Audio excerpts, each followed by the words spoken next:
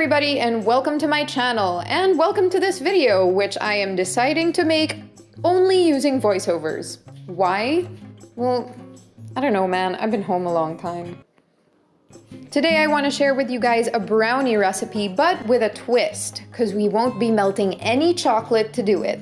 That's right, no chips, no chunks, no chocolate, no nothing. But I promise they're still gonna be hella good and hella easy to make. Before we get started, don't forget to click the like and subscribe buttons down below. Okay, that's it. Let's begin.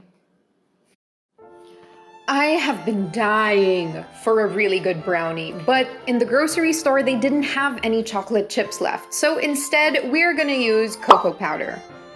Whoever bought all the chocolate, I'm looking for you.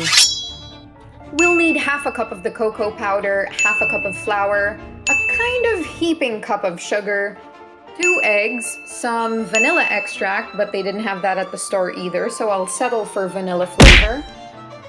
Then the recipe asked me for half a cup of unsalted butter melted. Wait, unsalted butter? That's just against everything I believe in. I'm using salted butter. Oh, but also there's 1/4 teaspoon of salt, so I'm just gonna leave it to you guys to balance your preferences.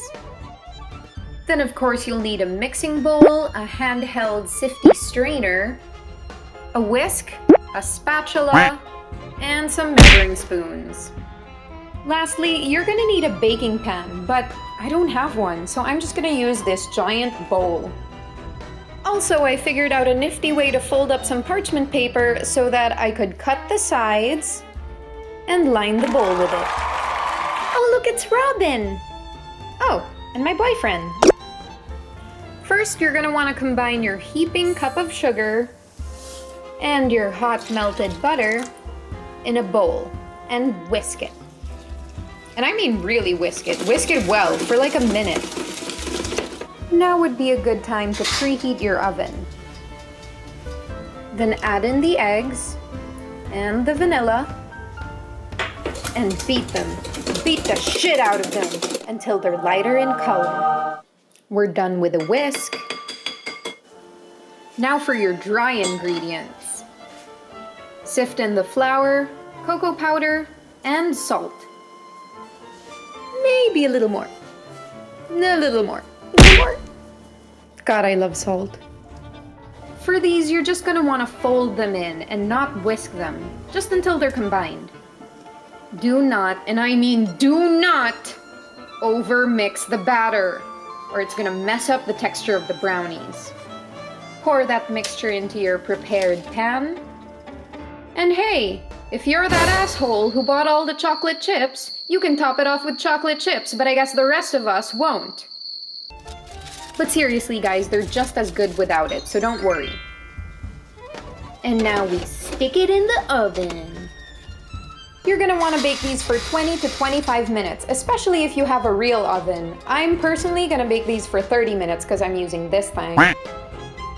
But every oven is kind of different. For example, if I was using my mom's oven for this, I'd be done in like 5 minutes because that thing is hot. The toothpick test is going to be pretty useless for this recipe since fudgy brownies are still going to give you a dirty toothpick when it comes out anyways. What you're really going for is a center that doesn't jiggle when you shake the pan. Allow the brownies to cool. Serve and enjoy. It's really up to you what you want to add to this recipe. Chocolate chunks, marshmallows, cranberries, but not nuts. I hate nuts. But hey, since you're gonna eat it, you can add fried chicken for all I care. So that's all, folks. Super easy, right? I hope you all enjoy this super easy fudgy brownie recipe. And then like go for the back. Okay. I go for my back.